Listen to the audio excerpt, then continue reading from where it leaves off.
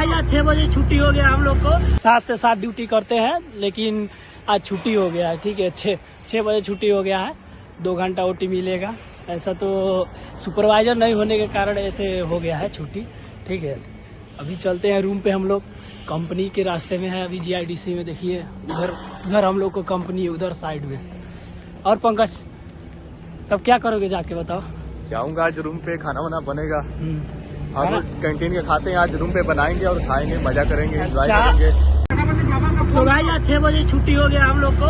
और देखिए हम लोग रास्ते में आ रहे थे पैदल, और ये पिंटू भाई है अपना, तो ये देखिए चला रहे हैं ऑटो अपना। ठीक है, और पिंटू भाई कहाँ जा रहे हैं? पिंटू भाई हम लोग जा रहे हैं रसूलपुरा।